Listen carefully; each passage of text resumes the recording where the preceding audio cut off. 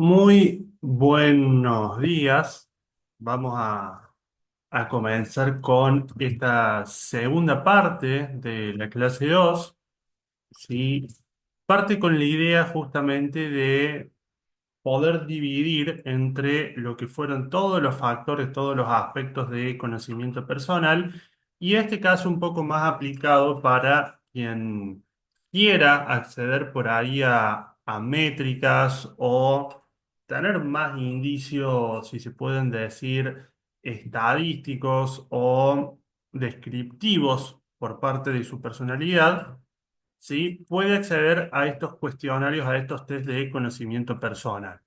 Por supuesto que ahora, empezando con las filminas, por supuesto que estos cuestionarios son una aproximación, dado que trabajan con aspectos, problemáticas, características que muchas veces compartimos como individuos en relación a otras personas, ¿sí? Y que muchas veces dentro del trabajo terapéutico funciona como una guía para abordar dicho proceso, ¿sí? No deben ser forma de etiquetar, es decir, caer en las características o en las explicaciones de yo hago esto porque el test me dijo esta cosa, sino como una forma, como un modo de simplemente orientación, también de construcción, si se quiere decir, o medio, ¿sí? Para problematizar o abordar posteriormente dichos trabajos, ¿sí? Y por último, y que va muy de la mano con esto, no son medios, no son formas para explicar la totalidad de la personalidad ni nuestros aspectos puramente subjetivos. Cada test tiene un objeto de estudio, tiene una finalidad y también tiene un radio de alcance, si se quiere decir, específico, ¿sí? Más allá de todo esto, cada cuestionario, en este caso los que vamos a compartir en esta grabación, son, sí, verificados, tienen ya un cierto proceso, ciertos años de trabajo y aplicación, si se puede decir, empírica. ¿Sí? Se ha tomado en gran cantidad de casos, ha dado realmente indicios y nos ha brindado cuestiones que para el trabajo terapéutico facilitan o esclarecen, si se quiere decir, por dónde van las problemáticas a trabajar posteriormente.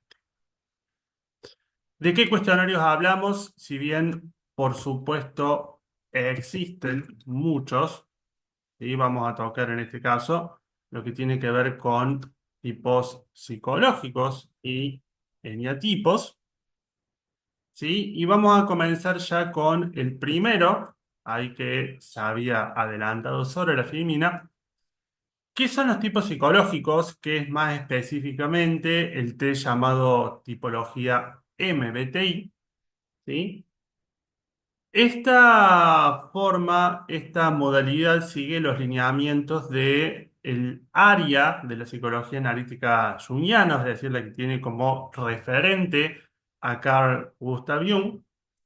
Y dicho autor de origen suizo, lo que planteaba dentro de, por supuesto, su amplio desarrollo respecto del aparato psíquico, es que dentro de lo que respecta a la conciencia se distinguen cuatro funciones que son esenciales, ¿sí?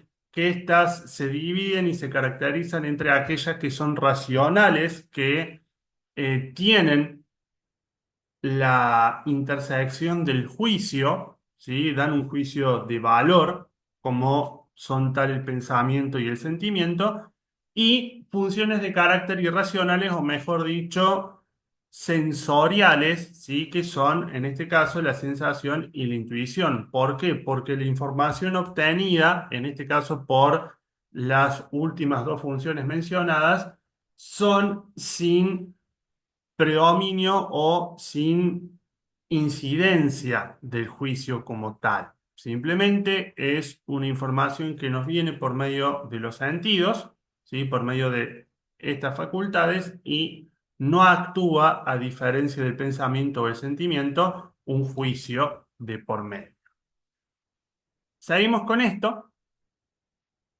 Nosotros siempre, ¿sí? Tenemos un yo, en este caso bajo la premisa junguiana, el yo es centro de la conciencia, sería nuestra definición, nuestra identidad, si se quiere plantear por otro lado.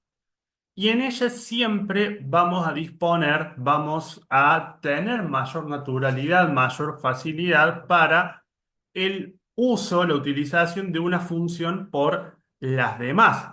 Además que todo esto se acompaña de una orientación libidinal, es decir, una orientación de la energía psíquica que puede ser desplazada hacia el afuera de carácter extrovertido o volcada a los factores internos, en este caso introvertido. ¿Sí? La definición justamente de alguien extrovertido, de alguien que es sociable, por ejemplo, que se vincula mucho con el afuera, y de introvertido como alguien que tiene más orientación a sus aspectos internos, es la misma que radica para estos casos.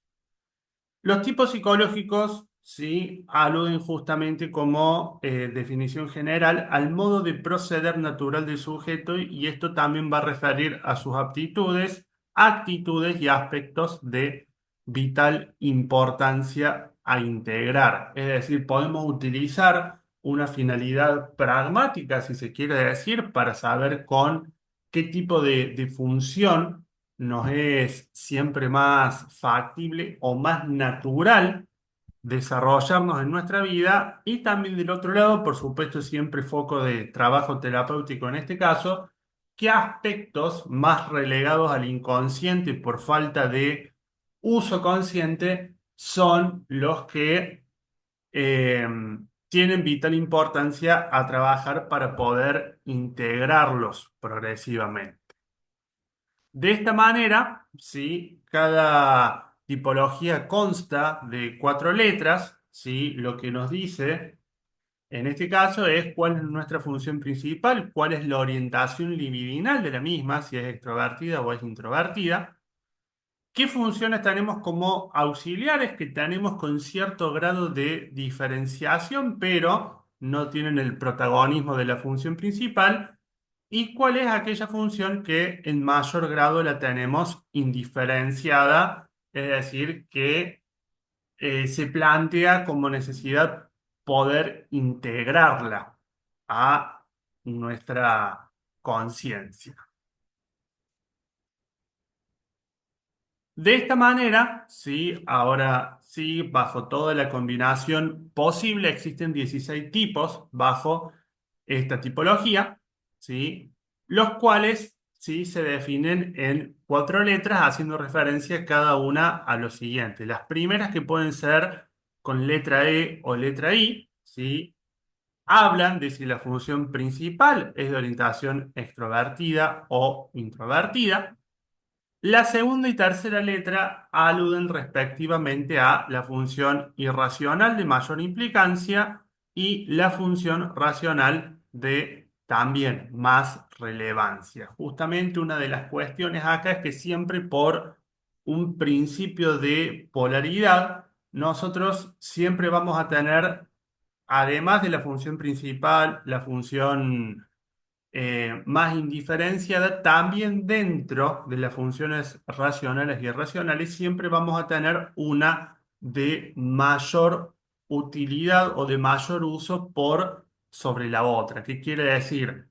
Si yo tengo un pensamiento bastante más diferenciado, sí, voy a tener en contrapartida un sentimiento indiferenciado. En este punto, ¿sí? La última letra lo que nos dice si la función principal va a ser de carácter racional de juicio, de ahí justamente el motivo de que es la letra J, o irracional con la letra P. Para hacer una referencia, un tipo psicológico sería en este caso, si comentamos ENFP, sería primera función principal, nos está diciendo que es extrovertida. La segunda letra nos dice que la función irracional de mayor implicancia es la intuición. La tercera letra, que la función racional de mayor relevancia es el sentimiento, y que la función principal, la primera en estas, es de carácter irracional. Por ende, en este caso, si ordenamos nuestro tipo psicológico en este punto, la primera función que tendría el tipo ENFP es intuición extrovertida, auxiliado por el sentimiento, ¿sí?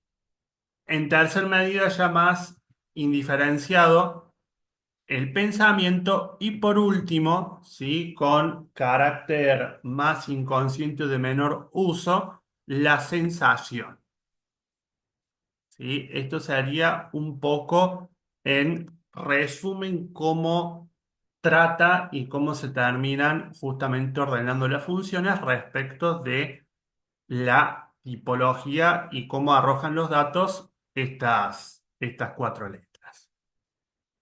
Bien, ya vamos posteriormente en las referencias a tener, donde realizar, por supuesto, de manera gratuita, en un proceso que más o menos lleva una media hora, para uno poder descubrir su tipo psicológico, además de una descripción bastante detallada del mismo.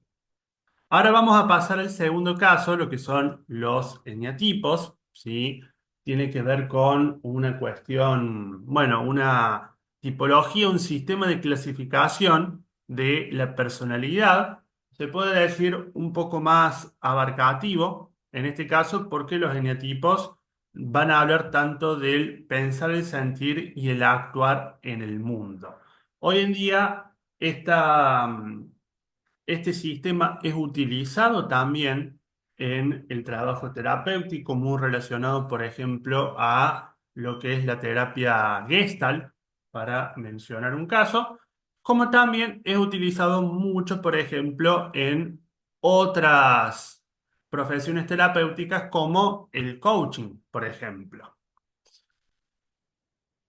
Un poco como para comentar qué expresa cada eneatipo, ¿sí? Data de la existencia de nueve tipos, los cuales se caracterizan en torno a lo que es un deseo básico, un miedo básico, un problema recurrente y posteriormente una estrategia de liberación. Para cada eneatipo, ¿sí? Existe justamente una estrategia, ¿sí? Que es cómo proceder en el actuar en el pasaje por diversos eneatipos. ¿Qué quiere decir?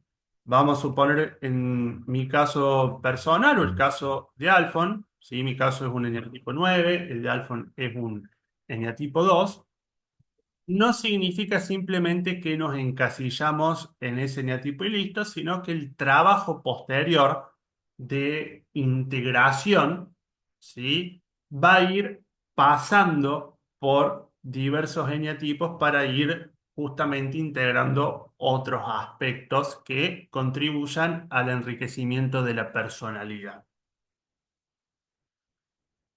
¿Sí? Justamente no nos encasillamos, como bien mencionaba anteriormente, dentro de un solo eneatipo. Siempre, por supuesto, como tiene que ver con otro sistema de clasificación, supongamos otra rama de estudio de la personalidad como la astrología, si queremos mencionar acá, que nosotros siempre compartimos, ¿sí? En mayor o menor medida, en diferentes aspectos, diferentes signos, diferentes categorías, ¿sí? Pero siempre hay uno que refleja con mayor fuerza.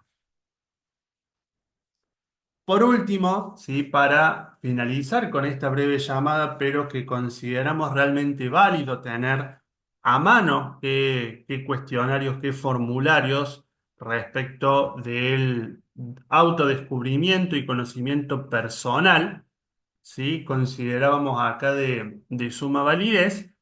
Acá tenemos las referencias, ¿sí? Para poder hacer alguno de los dos casos, ¿sí? O los dos justamente, porque la información, por supuesto, que arroja tanto eneatipos como tipos psicológicos puede ser justamente complementaria. Dicho esto, espero que les haya sido de gusto esta llamada y nos vemos la semana que viene para seguir con la clase 3 que va a ser de gestión emocional.